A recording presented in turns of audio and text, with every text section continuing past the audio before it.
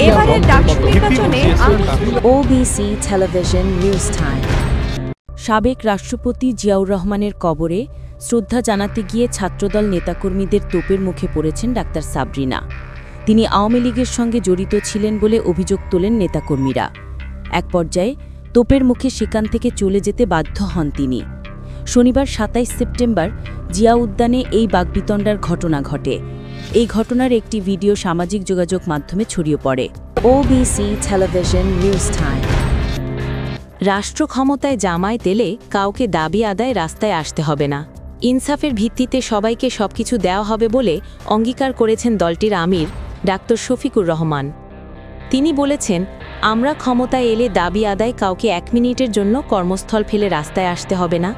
ইনসাফের ভিত্তিতে যার যেটা পাওনা সেটা তার হাতে তুলে দেওয়া হবে।